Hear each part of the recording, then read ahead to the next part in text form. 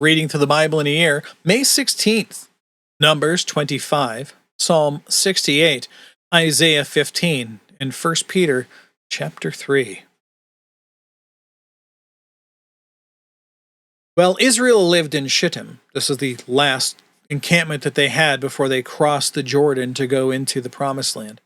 The people began to whore with the daughters of Moab, and invited the people to the sacrifices of their gods, and the people ate and bowed down to their gods. So Israel yoked himself to Baal of Peor, and the anger of Yahweh was kindled against Israel. And Yahweh said to Moses, "Take all the chiefs of the people, and hang them in the sun before Yahweh, that the fierce anger of Yahweh may turn away from Israel." And Moses said to the judges of Israel, "Each of you kill those of his men who have yoked themselves to Baal of Peor."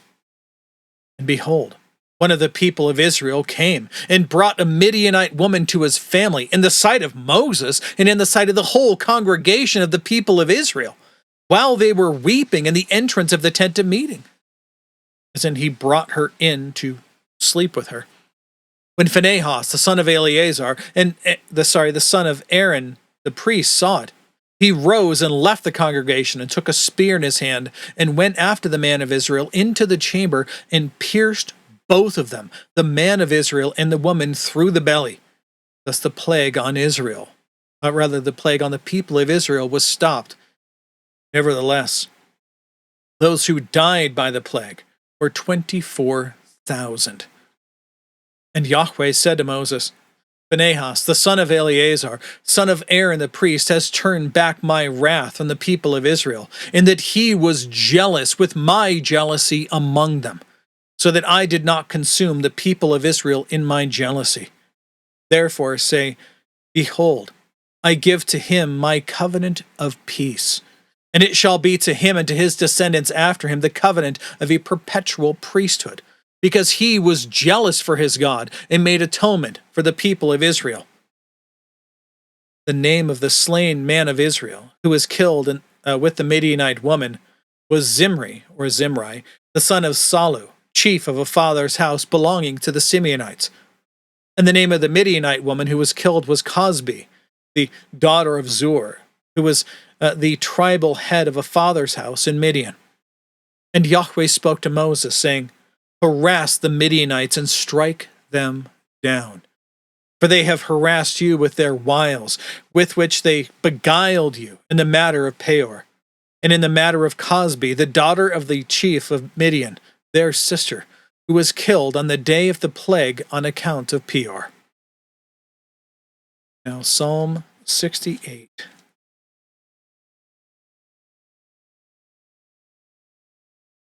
God shall arise. His enemies shall be scattered, and those who hate him shall flee before him. As smoke is driven away, so you shall drive them away. As wax melts before fire, so the wicked shall perish before God.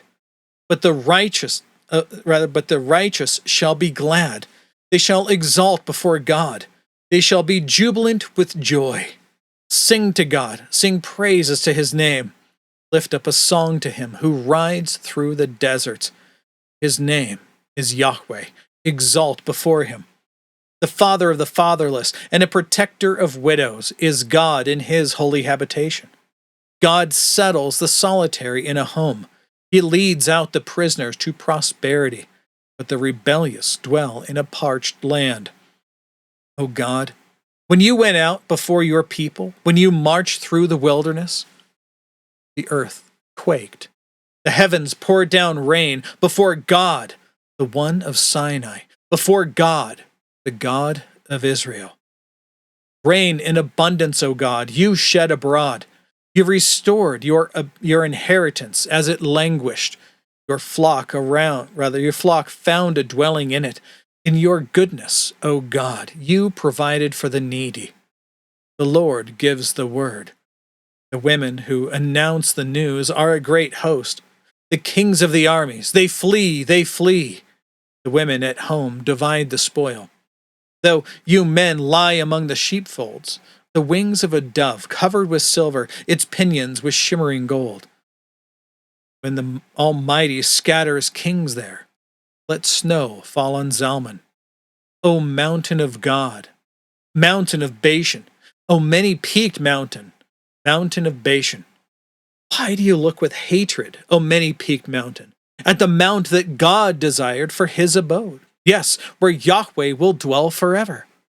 The chariots of God are twice 10,000, thousands upon thousands. The Lord is among them. Sinai is now in the sanctuary. You ascended on high, leading a host of captives in your train, and receiving gifts among men, even among the rebellious, that Yahweh God may dwell there. Blessed be the Lord, who daily stirs us up. God is our salvation. Our God is a God of salvation, and to God, the Lord, belong deliverances from death.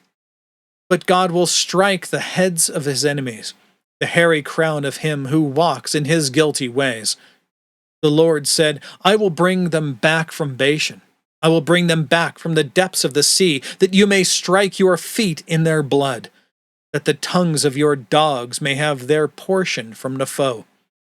Your procession is seen, O God, the procession of my God, my King, into the sanctuary. The singers in front, the musicians last, between them, virgins playing tambourines.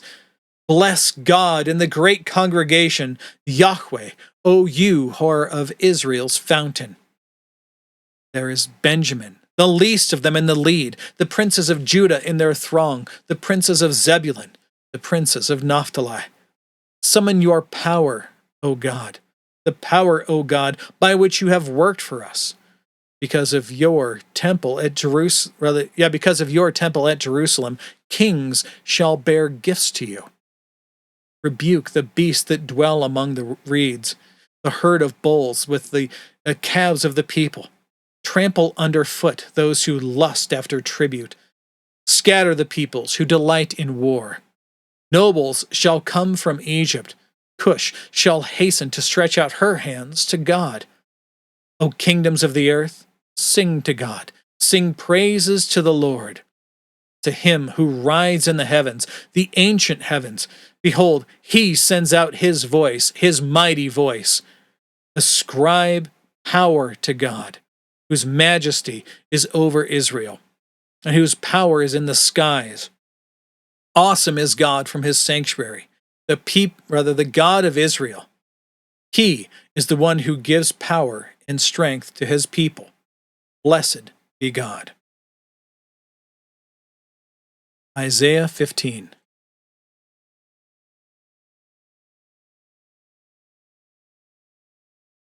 An oracle concerning Moab.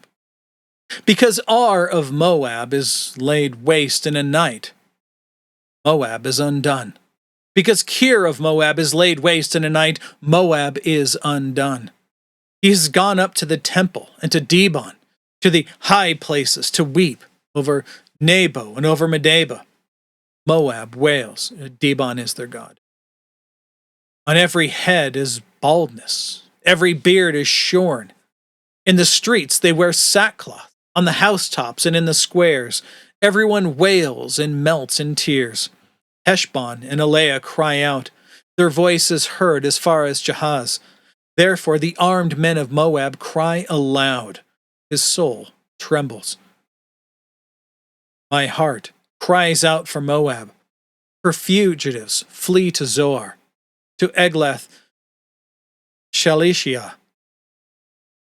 For at the ascent of Luhith, they go up weeping. On the road to Horonaim, they raise a cry of destruction. The waters of Nimrim are a desolation. The grass is withered, the vegetation falls, the greenery is no more.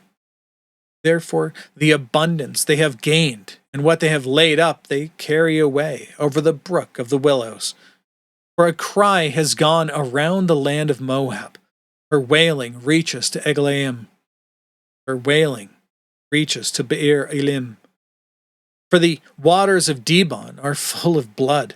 For I will bring upon Dibon even more, a lion for those of Moab who escape, for the remnant of the land. including today in 1 Peter chapter 3. Likewise, wives, be subject to your own husbands, so that even if some do not obey the word, they may be won without a word by the conduct of their wives, when they see your respectful and pure conduct.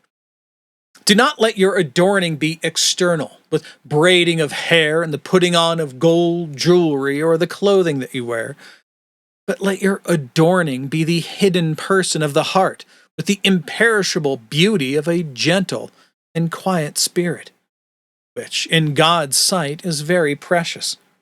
For this is how the holy women who hoped in God used to adorn themselves, by submitting to their own husbands, as Sarah obeyed Abraham, calling him Lord, and you are her children, if you do good and do not fear anything that is frightening. Likewise, husbands, live with your wives in an understanding way, showing honor to the woman as the weaker vessel, since they are heirs with you in the grace of life, so that your prayers may not be hindered. Finally, all of you, have unity of mind, sympathy, brotherly love, a tender heart, and a humble mind. Do not repay evil for evil or reviling for reviling, but, on the contrary, bless, for to this you are called, that you may obtain a blessing. For whoever desires to love life and see good days, let him keep his tongue from evil and his lips from speaking deceit. Let him turn away from evil and do good. Let him seek peace and pursue it. For the eyes of the Lord are on the righteous, and his ears are open to their prayer. But the face of the Lord is against those who do evil. Now, who is there to harm you if you are zealous for what is good? But even if you should suffer for righteousness' sake, you will be blessed. Have no fear of them, nor be troubled. But in your hearts honor Christ the Lord as holy, always being prepared to make a defense to anyone who asks you for a reason for the hope that is in you. Yet do it with gentleness and respect, having a good conscience, so that when you are slandered, those who revile your good behavior in Christ may be put to shame. For it is better to suffer for doing good, if that should be God's will, than for doing evil. For Christ also suffered once for sins, the righteous for the unrighteous, that he might bring us to God, or rather being put to death in the flesh, but made alive in the Spirit, in which he went and proclaimed to the spirits in prison. Read the notes on this. It's long, but it helps a lot. Because they formerly did not obey, when God's patience waited in the days of Noah, while the ark was being prepared, in which a few, that is, 8 persons, were brought safely through water. Baptism, which corresponds to this, now saves you, not as a removal of dirt from the body, but as an appeal to God for a good conscience, through the resurrection of Jesus Christ, who has gone into heaven and is at the right hand of God, with angels, authorities, and powers having been subjected to him. Now, the note here where it says baptism now saves you, there's a long note in the ESV Study Bible. It's really good. Strongly recommend you read it. Basically, it just draws that comparison between the ark of Noah and through which the waters of destruction were happening around them, but they were safely carried through the ark. And this is again the ark of God. In the same way, we are through a similar kind of baptism, air quotes here, are carried through in Christ Jesus, in that our old body is now been dead and crucified, and we are now brought out new, afresh to life in Christ. Okay, that's basically it. But like I said, read the notes on this. They are fantastic. That is all the reading and all of the notes for today. God willing, we'll be back tomorrow.